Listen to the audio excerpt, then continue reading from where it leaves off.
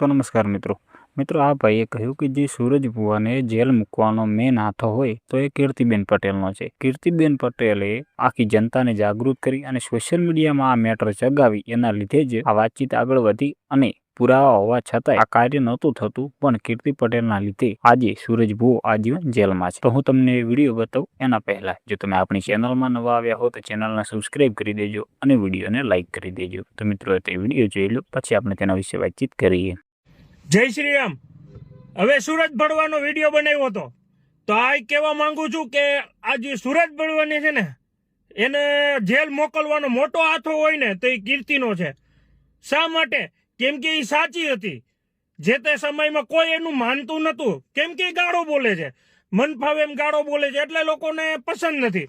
પણ સત્ય સાચું લાવવા માટે બધું કરવું પડે છે અને કીર્તિના પૂરેપૂરી ક્રેડિટ સૂરજ ભુવાની જે જેલમાં મોકલવાની અને એટલી મહેનત કરવાની પૂરેપૂરી ક્રેડિટ કીર્તિ પટેલને જાય છે। આ ધારાને ન્યાય મળ્યો હોય ને તો એ કીર્તિ પટેલની હિસાબે અને માં મેરડીને માં ચામુંડાની હિસાબે।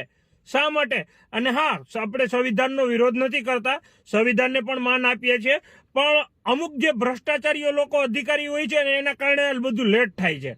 બાકી તો તાત્કાલિક સજા મળી જવી જોઈએ। તો મિત્રો તે વિડીયો તો જોઈ લીધો છે। એમાં ભાઈ એવું કહી રહ્યા છે જો કીર્તિ પટેલે આગળ પણ કીધું હતું આ સૂરજ ભુવાનું જ કીધું પણ કોઈ પણ વ્યક્તિ માનવા તૈયાર નહોતો, આપણે પોતે પણ માનવા તૈયાર નહોતા। એનું કારણ મેઇન છે કે કીર્તિ પટેલ ગાળો બોલે છે અને ન બોલવાની ગાળો બોલે છે, જે સોશિયલ મીડિયાની અંદર વધારે પ્રમાણમાં ગાળો બોલે છે। પણ કીર્તિ પટેલે અત્યારે આ મેટરની સોશિયલ મીડિયાની અંદર વાતચીત ચાલુ રાખી અને આ મેટરને ચગતું કર્યું એટલા માટે થઈને જ આજે એ બેનને ન્યાય મળ્યો છે કે જે બેન સાથે અત્યાચાર કરવામાં આવ્યો હતો અને આ સૂરજ ભુવો જે બેફામ બારે ફરી રહ્યા હતા આગળથી પણ અને એ આરોપીને સજા નથી મળતી પણ કીર્તિબેન પટેલે આ મેટર ચગાવી એના કારણે જ એમને સજા મળી છે। અને મિત્રો ભાઈ એવું પણ કહી રહ્યા છે કે થોડા સમયમાં આજે એને બીજી પણ સજાઓ મળવાની છે। તો કઈ સજાઓ છે એ તો ભાઈ જાણે અને આજે સજા મળી છે એના વિશે તમારું શું કહેવું છે એ તમે જરૂરથી કોમેન્ટ બોક્સમાં લખી દેજો અને કીર્તિબેન પટેલ વિશે શું કહેવું છે એ પણ તમે કોમેન્ટ બોક્સમાં લખવાનું ભૂલતા નહીં। અને જો તમે આપણી ચેનલમાં નવા આવ્યા હોય તો ચેનલને સબસ્ક્રાઇબ કરી દેજો અને વિડીયોને લાઇક કરી દેજો।